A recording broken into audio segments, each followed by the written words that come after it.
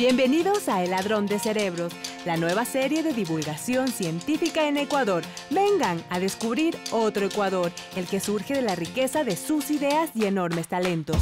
En los próximos capítulos, el científico, escritor y divulgador español Pérez Tupiñá recorrerá todo nuestro país en busca de los cerebros más creativos, para reconocer la grandeza de un Ecuador que cambia y se proyecta al futuro. El cerebro esconde más misterios que el universo entero.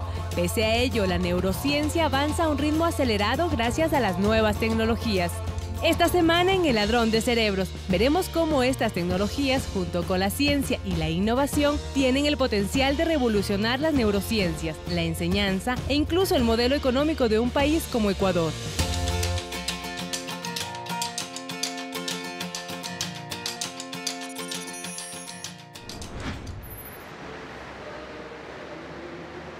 En El Ladrón de Cerebros no podíamos no hablar de neurociencia, del estudio de la estructura más compleja de todo el universo, el cerebro humano y sus 100.000 millones de neuronas que nos permiten hablar, escuchar, amar y reflexionar.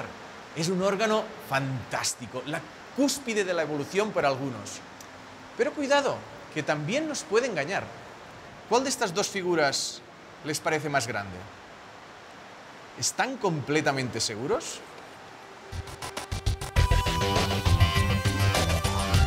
En las últimas décadas, las neurociencias han dado un salto sin precedentes. Gracias a técnicas como la resonancia magnética funcional, podemos estudiar con detalle las zonas del cerebro que coordinan nuestras acciones. También hemos mejorado las técnicas para estudiar los neurotransmisores, las sustancias químicas implicadas en la actividad cerebral. Aún nos falta mucho, pero mucho por aprender.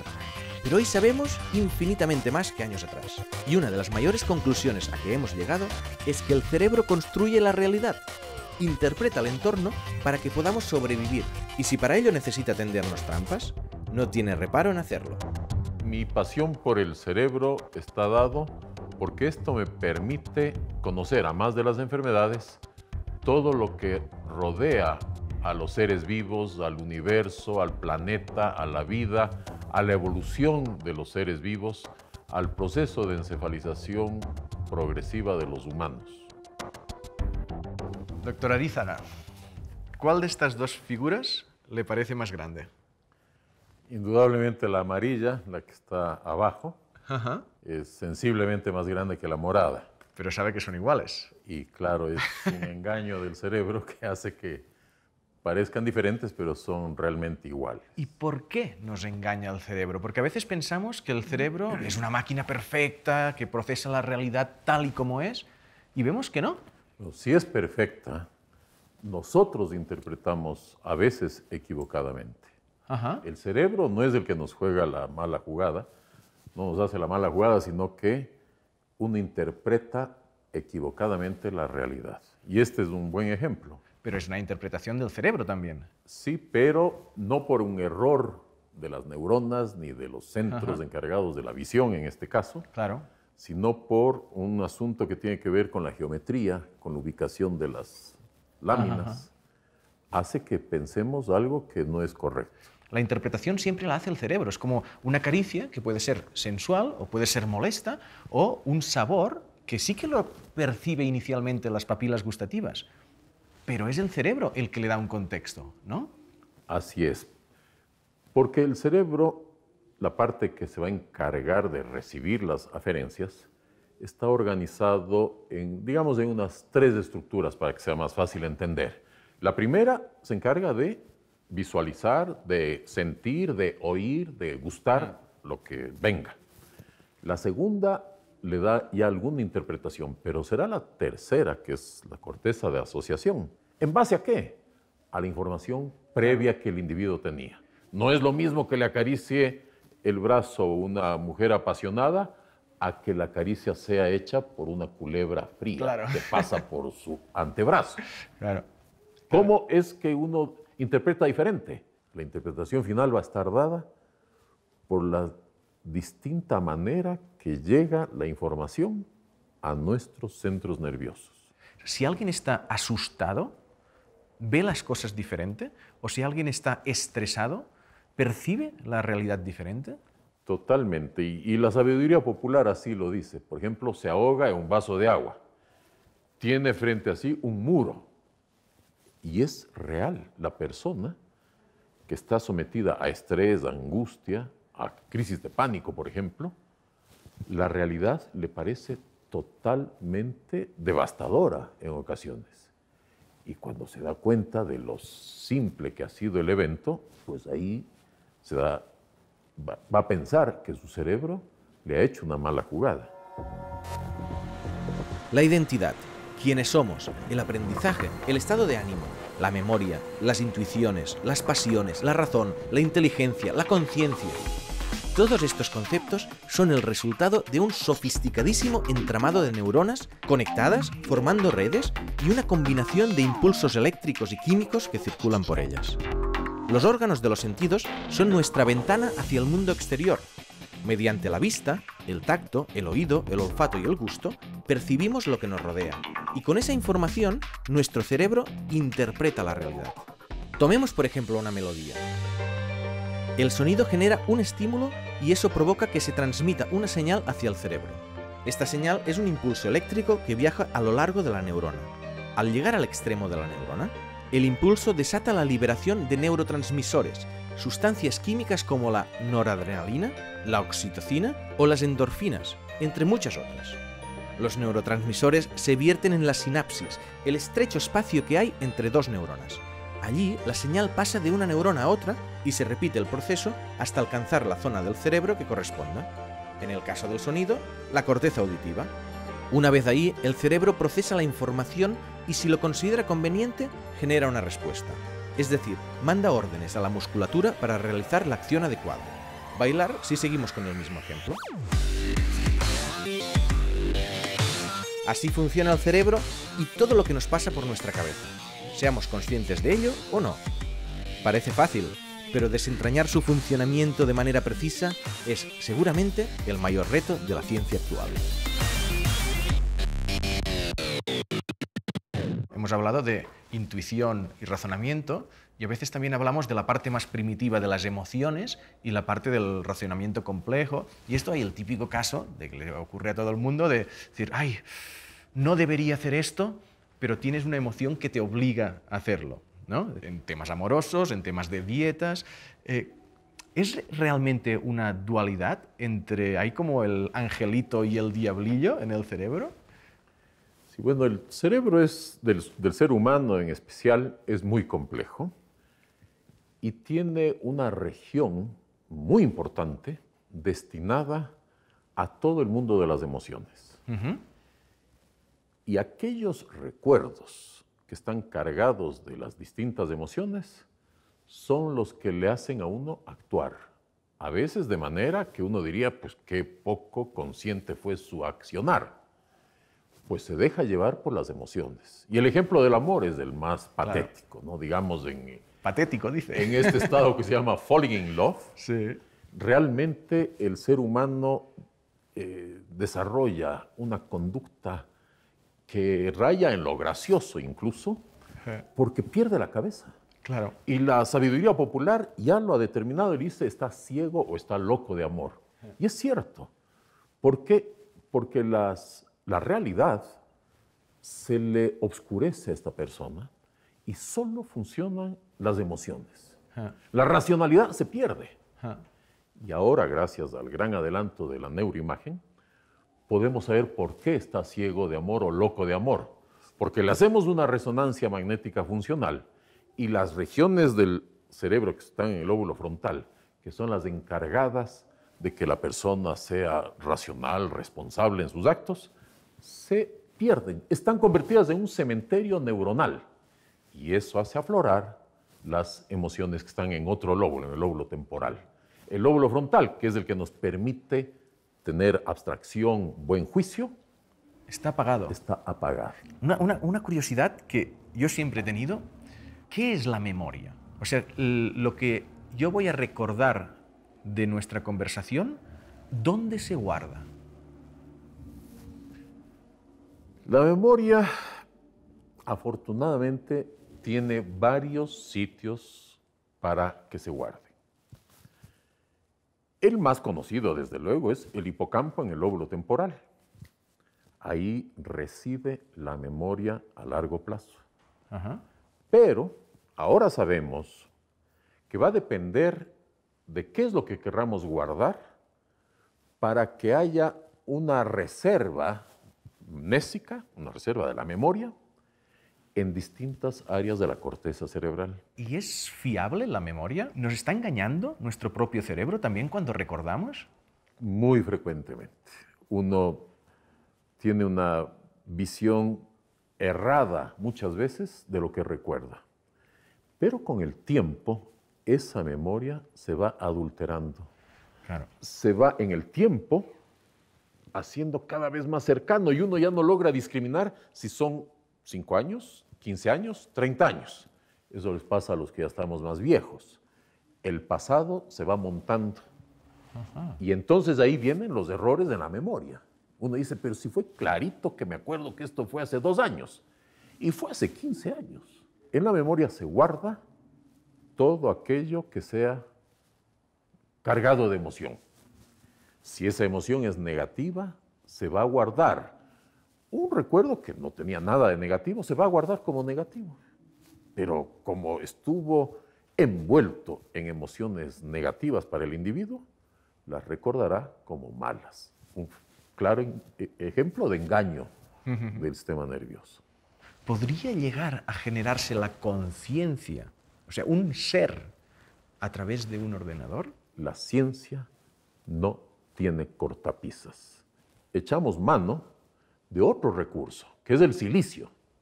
Ajá. Y este silicio, a través de los chips, nos permite ahora hacer un cerebro paralelo, pero cibernético. Es la gran lucha entre el carbono y el silicio. El carbono, que es lo biológico, y el silicio, que es el mundo de la cibernética.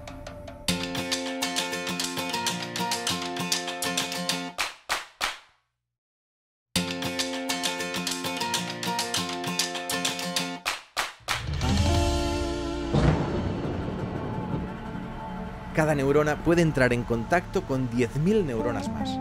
Y lo más fabuloso es que además, la experiencia modifica la eficiencia de la sinapsis. Aprender significa establecer nuevos contactos entre neuronas y crear sinapsis más eficientes. A este fenómeno se le denomina plasticidad neuronal y constituye la base del aprendizaje. Voy a Guayaquil para hablar precisamente de aprendizaje y enseñanza. Hasta ahora, hemos aprendido con clases magistrales en las que el profesor recita y los estudiantes escuchan y memorizan. En plena era digital, en la que las nuevas tecnologías han irrumpido prácticamente en todos los ámbitos de nuestras vidas, parece mentira que la enseñanza apenas haya cambiado. Por suerte, este paradigma está empezando a cambiar. Vamos a verlo. Oye, estoy alucinando con esto. Me parece muy divertido, pero ¿qué es exactamente esto? Bueno, este es un sistema de proyección interactiva que se le utiliza para medir la colaboración de los estudiantes en un trabajo grupal. Ah, fíjate. Sí. Me parece como una pantalla táctil, pero sin pantalla. De hecho, es justamente eso, es una pantalla táctil que funciona a través de un proyector. Entonces, de esta manera nosotros podemos ubicar esta proyección, esta pantalla en cualquier lugar. Puede ser en la mesa, puede ser en la pared o en cualquier otro lugar. Y a nivel educativo, ¿qué ventajas tiene? Bueno, pues estas herramientas a ser digitales proveen mucha más información que las herramientas tradicionales que utilizan los estudiantes como lápiz o papel. E incluso el profesor puede saber cuál es el proceso de elaboración de todo el trabajo con la información que se almacena aquí. Así, con esto él puede identificar debilidades y fortalezas en cada alumno que realiza los trabajos grupales. Mi nombre es Roger Granda, soy ayudante de investigación y quiero que la tecnología que utilizan los estudiantes sea más fácil de utilizar. Soy investigador y desarrollador y los desafíos que tengo son básicamente el desarrollo de nuevas tecnologías que involucren un poco más a las personas y a la tecnología de una manera más entretenida e intuitiva. Bruno y Roger nos acaban de poner uno de los muchos ejemplos del potencial de las nuevas tecnologías en la educación. Voy a profundizar en este tema con un gran experto en acercar el mundo digital a la enseñanza. Oye, Enrique, estamos en plena era digital, donde parece que todo se está transformando y, sin embargo, da la sensación de que la educación no está adaptándose a estos nuevos tiempos, que todavía vamos en pizarras. ¿Es eso cierto? Eso es bien cierto, efectivamente. En el aula de clase, todavía en los colegios, en las escuelas, en las universidades inclusive, no se ha incorporado todavía el uso de tecnologías. Mirando ahora cómo está la tendencia en el mundo, esto del blended learning y el flipped learning, es una indicación de que este modelo es una estrategia distinta que va a tener que cambiar. Estos paradigmas son distintos, donde el estudiante ya no necesita venir al aula primero para entender un concepto y luego ir a la casa y reproducir eso a través de una tarea. Es esta cosa inversa de que entonces yo puedo estar expuesto primero en mi casa, en mi trabajo, de qué concepto, qué cosa, qué tema nuevo voy a tratar en el aula con el profesor y venir preparado previamente antes de venir al aula. Distinta sería mi historia si hubiese habido la oportunidad de usar tecnología para aprender los modelos matemáticos que representaban las ondas electromagnéticas y por esa razón me dedico a hacer investigación en tecnologías. Hoy es fantástico, ¿no? Antes hemos visto a unos estudiantes que utilizaban una herramienta digital, pero no es solo que tuvieran una herramienta digital, sino que los datos se iban guardando. Esto te da una herramienta también para hacer un poco como de Big Data, ¿no? Efectivamente, es decir, es una cosa nueva, es una tendencia nueva hacer análisis de Big Data académico, de tal manera que yo pueda aconsejar a los estudiantes en los procesos de toma de decisiones, en su proceso de aprendizaje, basado en datos del pasado, en datos de compañeros que pasaron por estos mismos procesos y que probablemente me pueden servir para acompañar en el futuro a estos nuevos estudiantes. Claro. Se han de generar para ese cambio nuevos modelos educativos de excelencia, caracterizados por rigor científico, enfoque de derechos y de interculturalidad. Así lo ha previsto la Universidad Nacional de Educación. La UNAE contribuirá a la formación de talento humano del sistema educativo de Ecuador para la construcción de una sociedad justa, equitativa, libre y democrática. La revolución digital es un hecho. La estamos viviendo de lleno y seguramente aún le queda un largo trecho de sorpresas por delante. Pero algunos expertos coinciden ahora en afirmar que otra nueva revolución se avecina. Se trata de una revolución basada en la ciencia y la innovación, con el potencial de catapultar a las economías de los países que se adhieran a ella de un modo sostenible y responsable. Es la revolución del conocimiento, que con universidades como Yachai-Tec se enrumba ahora de lleno para llevarla adelante. Estamos en un espacio precioso, pero además muy simbólico, ¿no? Porque estas hiladoras hace 100 años eran tecnología punta. Y aquí detrás vais a celebrar el primer año de Yachai, que representa también como el futuro, ¿no? Representa el futuro. Claro, exacto. Y me pregunto, cuando vemos el pasado, que dices, ¿cómo ha cambiado el mundo? ¿Cómo va a cambiar en los próximos 100 años? Bueno, el pasado siempre nos ayuda, como tú ves con las hiladoras, a poder predecir un poquito el futuro. Esto, como tú dices, era tecnología en algún momento en la revolución industrial y hoy el mundo vive lo que le podríamos llamar la revolución del conocimiento. Hace poquito tuvimos la revolución de la información, claro, con el internet y el computador, como tú sabes. Y cada vez que hay una revolución cognitiva también. O sea que la gente tiene que empezar a pensar diferente e incluso a aprender diferente. Ese es el reto de Yachai-Tec. Yachai-Tec quiere llevar al Ecuador, a la región de la revolución industrial, obviamente antes de eso la revolución agrícola, claro. A través de la revolución informativa a la revolución del conocimiento, en donde el conocimiento es realmente lo que producimos. Ya no hilamos solamente algodón, o ya no solamente sembramos y sacamos un racimo de bananas, ahora podemos generar conocimiento, ideas que se transformen en innovación. Sí, es interesante lo que acabas de decir, porque a veces da la sensación de que la ciencia en Estados Unidos no es necesariamente igual a la ciencia o cómo funciona la ciencia en América Latina. ¿Tú crees que el modelo Caltech o otras universidades, ¿no?, es replicable o tiene que ser adaptado, tiene que ser individualizado? Yo creo que el modelo de Yachai-Tec tiene que ser un modelo único ecuatoriano. ¿Por qué? Porque las condiciones de frontera que permitieron que Caltech, que Stanford, que MIT, que Harvard se desarrollaran, por hablar del modelo americano, son muy diferentes a las condiciones de frontera que tenemos nosotros aquí. Esta es una de las grandes sorpresas que me he llevado haciendo este programa. Estamos acostumbrados a escuchar la ciencia como publicaciones científicas, luego llega la ciencia aplicada, luego llega la innovación. Correcto. Aquí tenéis un foco clarísimo en la innovación. Correcto. Y innovación sobre problemas reales que existen De ya. en la sociedad. De ayer, Y, correcto. y bueno, tú eres ingeniero. Los Sí. ingenieros tenéis una mentalidad todavía mucho más aplicada, ¿no? Claro. que científicos básicos. Sí, mira, una de las misiones que nosotros tenemos y retos al mismo tiempo es lograr ese equilibrio entre poder sacar publicaciones en Nature, en Science, en estas revistas de las que tú hablas. Nosotros queremos eso también porque eso nos da prestigio mundial. Pero al mismo tiempo nosotros tenemos que empezar a resolver problemas de la sociedad ecuatoriana, de la región. ¿Cuáles son los problemas de la sociedad ecuatoriana? Este país ha sido un país que ha vivido mayoritariamente de las exportaciones de productos primarios. Eso tiene que cambiar. Nosotros tenemos que sumarle un plus a nuestros productos. ¿Qué tenemos que hacer? Tenemos que desarrollar tecnologías. Nosotros, por ejemplo, tenemos una serie de campos en el tema energético, tenemos una serie de campos en la Amazonía, tenemos que aprender a aprovecharlos de una forma sostenible con el medio ambiente. ¿Cómo potenciar esos sectores, energía, farmacología o medicina, digamos, el sector agropecuario, el sector minero y, ¿por qué no, el sector vivienda? Este país tiene 3 millones de ecuatorianos que no tienen casa.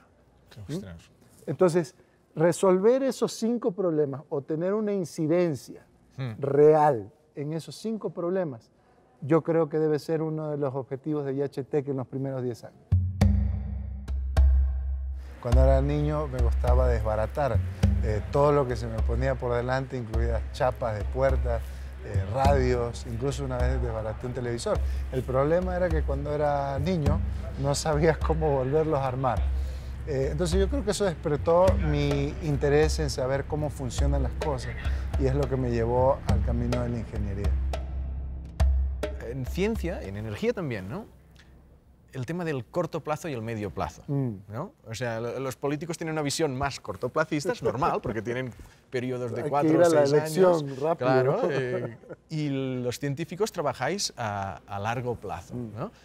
Luego ves los padres que todos quieren que sus hijos vayan a la escuela. Sí. Y dices, ¿por qué quieres que vaya a la escuela? Dices, porque tendrá un futuro mejor. Claro. Dices, bueno, es una inversión a largo largo plazo. plazo. Se entiende, ¿no? ¿Tú crees que este pensamiento científico debe impregnar también la política? Absolutamente, estoy totalmente convencido de eso. Yo creo, tomando las palabras de alguien que escuché alguna vez y que me parece muy acertado, que la ciencia y la tecnología tienen un poder transformador. Exacto. Y muchas veces pensamos que solamente transforma la máquina, pero si te pones a pensar, la ciencia, la tecnología y la innovación tiene un poder transformador en las personas.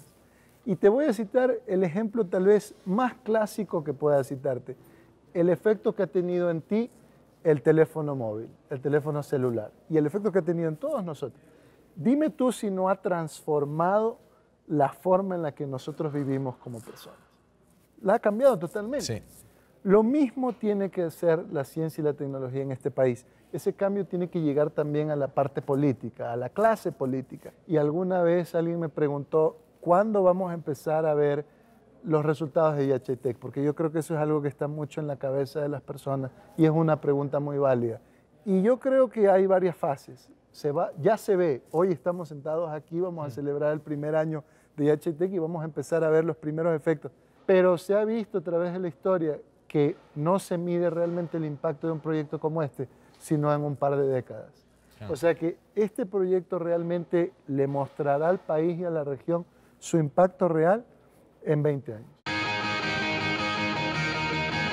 El cerebro nos esconde más misterios que el universo entero. Pese a ello, la neurociencia ha avanzado a un ritmo acelerado en los últimos años.